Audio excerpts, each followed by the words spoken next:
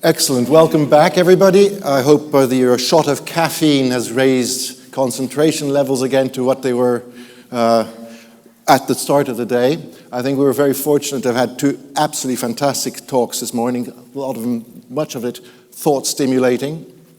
And I'd like to just kick off this short session before fielding your questions with just asking Dominic, what I found absolutely fascinating is my strong belief in having teasers and teasing mares on stud farms. I think it is essential that we still do this, and yet more and more often we're being told by stud farms, oh, we don't have a teaser anymore, you, the vets, will tell us when to cover the mares.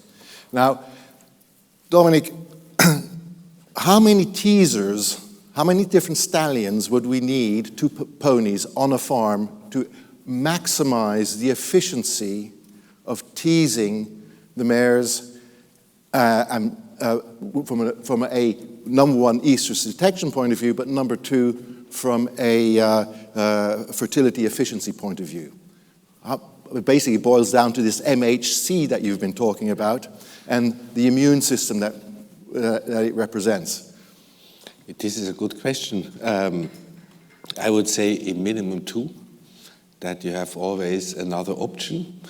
Perhaps in the end it comes up to 3 or 4. You can optimize if you would know the MHC of these teasing animals. And so far we are at the moment there that it's still a bit complicated to analyze this MHC in humans. You just give a bit saliva and it can be determined by so-called PCR tests. It's very easy, and there are already, if you go on internet, there are sites where you can determine the MHC of you and your girlfriend or whatever, and you can check if this is chemically fitting or not. But for the horses, we still have this a bit old-fashioned serological test, which means you must have sera from different antigens, what I explained to you. So this is quite a procedure which takes in the lab 6 to 8 hours.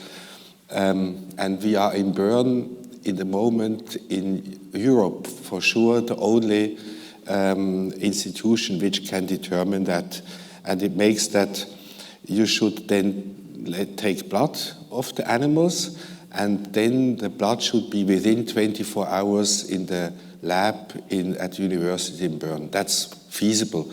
And then there is this procedure, and then if you now try with perhaps 3 or 4 teasing animals, potential teasing animals, I would say, as it is new market and a new world, and I think a very fascinating also option for us, the scientists. We would for sure that in the moment do that still for free for scientific reasons, if then a certain collaboration is established.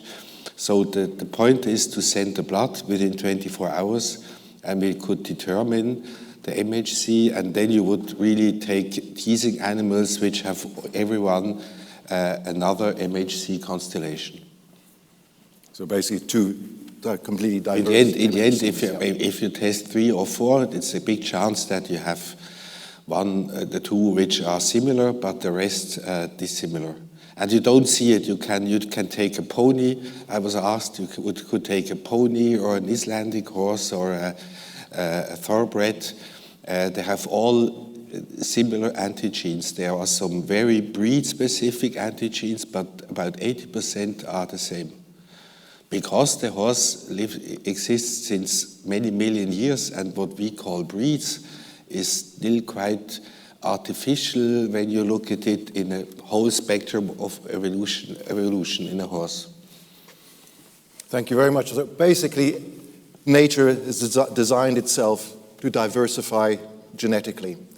And following on from that, slightly pointed, I'll come to Charlie. The genetics of fertility and trying to maximize diversification of genetics.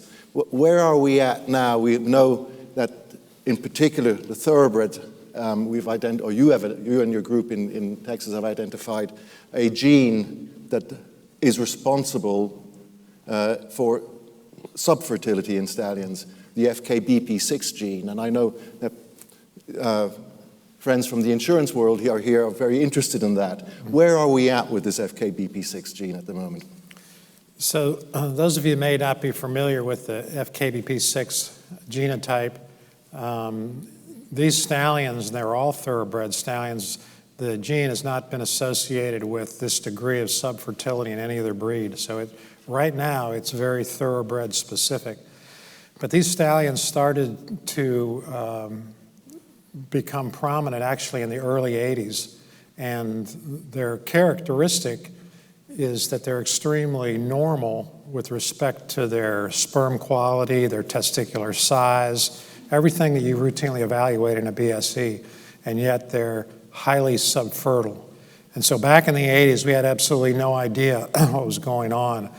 As that evolved, we found out that it was primarily related to the sperm acrosome, and in those affected stallions, their acrosome essentially didn't react. The acrosome's supposed to react, result in fertilization, and that's what a normal acrosome is supposed to do. So in these horses, they had a very high percentage of their normal, quote, sperm that simply didn't react, and that was their problem. And then that subsequently developed into a laboratory at Texas A&M under the direction of Terje Radestep found this gene, this FKBP6, that was associated with this condition in just these thoroughbred stallions. And she's looked at a lot of other breeds, and the incidence in thoroughbreds is quite low, but it's quite prominent, obviously, when it occurs, because these individuals tend to trigger the first season infertility insurance. And so right now, the most current way of diagnosing the condition is simply through a hair sample. That's how Dr. Radestep diagnoses this condition. And I think what Dr. Barrelet may be referring to is that it creates a bit of a problem, if you want to call it that, in that you have the potential of diagnosing this condition in foals that come right out of the mare. So we don't necessarily have to wait till these individuals become sexually mature to produce sperm. They have the potential of being diagnosed at an earlier age, but I guess that's kind of not my problem. And the other thing I'd point out too is just a general comment is that this test is extremely accurate. There have been no false positives, and it's an extremely accurate test. And a colleague of mine once said that we're in the age, people ask what's genetic, and his response was, we're in the age where everything's genetic. And what he meant by that is eventually, as we go along, we're going to be finding more and more things, like what Dominic's talked about, that are going to be associated with things that we thought were just environmental or not genetic. And we're going to have to deal with the mindset of how we interpret that going forward. So that's going to be a challenge, particularly to the insurance industry and to the horse industry. Thank you. Any questions or comments from the audience? I'm not looking at anybody from London here. David, please. There's a microphone coming your way. With regard to the FKBP6 gene, are they all markedly subfertile, or can some of them be marginally subfertile? I realise the definition subfertile is open to conjecture, but... I'm sorry, I didn't... The question is, the horses that have got the genotype, are they all markedly subfertile, or are they different variations in degrees of subfertility? Yeah, that's a really good question. So there are different degrees of subfertility. And so the initial group of stallions that we looked at, they were extremely subfertile. And by that, I mean they were anywhere from almost 0% to no higher than 20% per cycle pregnancy rate. So they clearly identified themselves as being subfertile, idiopathic subfertility. Subsequent to that, and I presented yesterday a graduate student of ours, when we were initially doing the tests that we used prior to the genetic test, It evaluated the ability of the sperm to react. And we had stallions, thoroughbred stallions, that were in an area where we were unsure how to interpret it. We called them questionable. They weren't as extreme as the initial group. And so the importance of those stallions is that they all ended up having the gene. So the answer to your question is there are different levels of subfertility that occur, not just the extreme ones that we initially identified, but now there are ones that are kind of closer to that, low fertility or whatever you want to call it.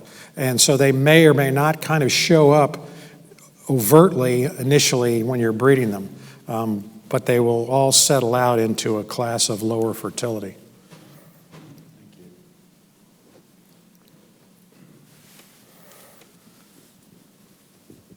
Joe, how frustrating is it to work with a horse that's got that? Well, touch wood, I can't remember many. I think there was one called Zoman at the National Study who had a real acrosome problem, and all appearance was absolutely fertile, great libido, but totally infertile. And I suspect that was probably what was going on in his case. Yeah, there are many different reasons why stallions are subfertile, but these horses are unique primarily because when you do collect their semen, it's extremely normal. It's not like, their semen quality is average or poor or anything like that, where you can identify another reason. Testicles are small, management is insufficient, they're not breeding very many mares, and the ones they're breeding are poor quality. All that kind of stuff doesn't apply to these horses. They tend to be prominent individuals, so they get good management, good mares, and they're very subfertile. And so we're seeing stallions covering massive books now, and we've talked a little bit about fertility per heat, and that becomes the absolutely key statistic to look at. The point being that if you're trying to cover 200 plus mares, and a stallion's got, say, 60% fertility per heat, then only 40 out of 100 are coming back at you. And it's a sort of a cumulative effect through the season. So, I mean, I would see sort of 50% as the marker. Anything above 50%, you've got a chance. But any sort of subfertility is going to be very much impacted by the large books, because you're going to have too many mares coming back at you and clogging up the system and making it difficult to run the program in the covering yard. Yeah, it's interesting that back in the day, now that I'm getting to be old, a full book of mares used to be 45 mares, right? Yeah.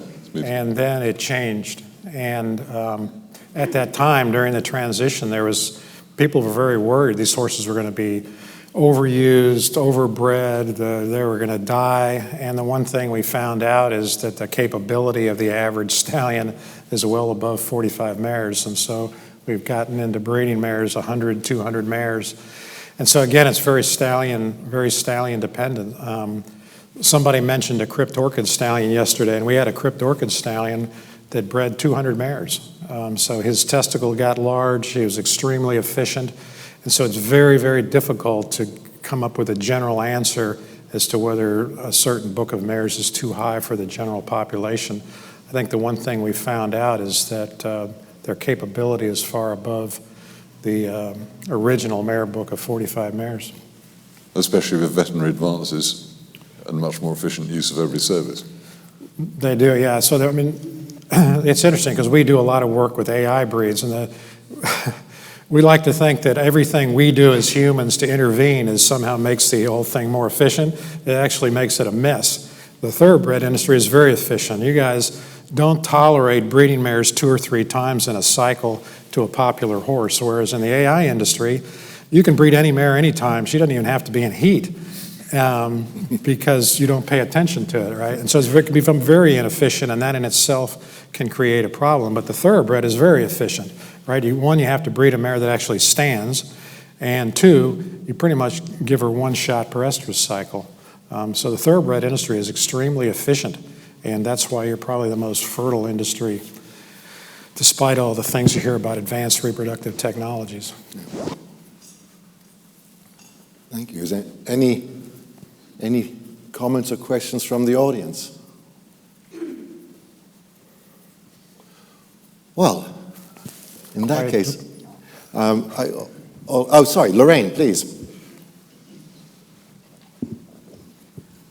Hi, it's A kind of random question, but with stallions that accumulate sperm, when you use oxytocin, can that have a detrimental effect on the stallion further down the line that's short term?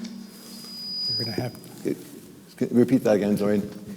Using oxytocin with stallions, can you have a detrimental effect in relation to sperm morphology for a short period of time further down the line? Does oxytocin stimulate sperm? The question was, if using oxytocin in stallions, can that have a detrimental effect on sperm morphology in the short term? Not that I know of. Have you had experience with that? No, it's just something that was asked of me, and I'd read one paper in another species where they had seen a problem. Morphology was slightly changed. Sort of several weeks after, but it was only for a short period of time. So, Lorraine's read a paper she has been asked this question, and she found one paper in another species that reports that treating the male with oxytocin had a short-term effect on sperm morphology. Yeah, I wouldn't be worried about oxytocin. We use it primarily in those sperm accumulators to try to contract the ampulla at the time of ejaculation. We don't use it continuously, I guess. Some people have looked at whether it actually will increase sperm output at the time of ejaculation, and I don't think it does that either. But I don't think I'd be too worried about it. So, Charlie, would you recommend routinely emptying stallions before the start of the season, and how frequently should a stallion cover or be ejaculated prior to starting breeding season? Yeah. Yeah, I think in the presentation I gave you can see that it occurs, this sperm accumulation, some variation of it occurs about 30% of the time in stallions. And it tends to be much more prevalent in stallions that have very large testicles, which most thoroughbreds do. And so it's well worth it doing that, because if you have 33% of your horses that have that condition and you start the breeding season and it affects the fertility in February and maybe March, you have the effect that you talked about, which is those mares will come back and they start to pile up. But those stallions tend to be highly fertile once you get them cleaned out, because they're producing a lot of sperm, and that tends to be associated with fertility as well.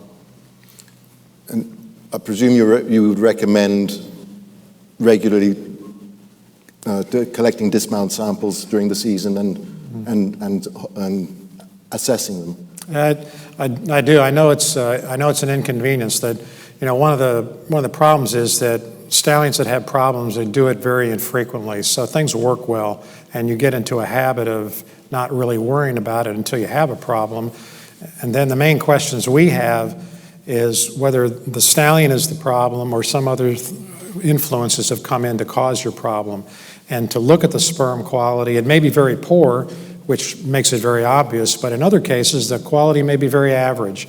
And you don't know whether it's average because a month or two earlier it was excellent, and it's going down to average, and it's on its way down to really bad, without having retrospective samples to look at.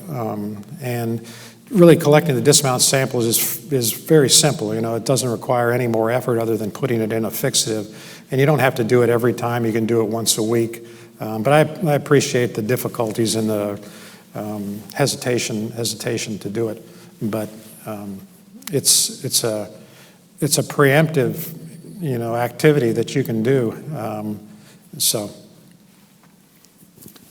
Julia.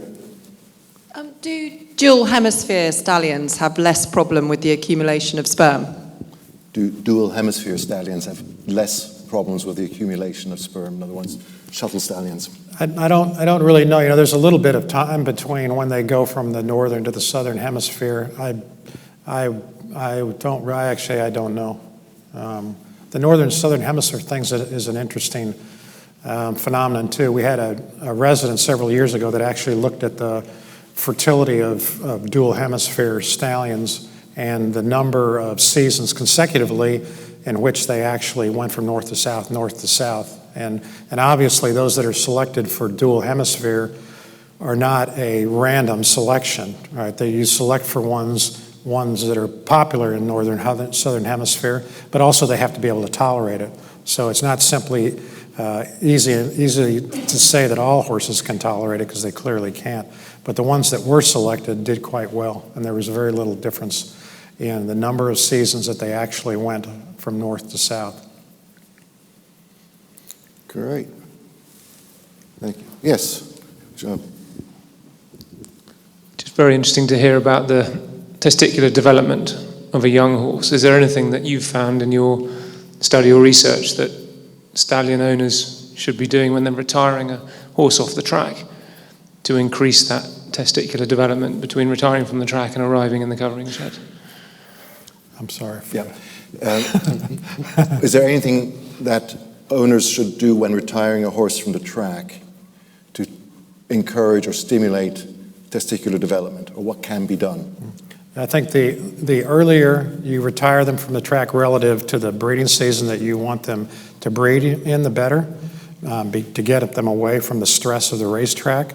And then people would recommend that you expose them to mares, or at least be able to see them and interact with mares and act like a normal individual, which they don't really do on the track. Down the track, they're treated pretty much as bachelor stallions. They're in a stall by themselves with other horses, usually other stallions, and so it's a big transition to get them out of that environment and get them into a normal situation. And Dominic might have something to say as far as exposing them to mares.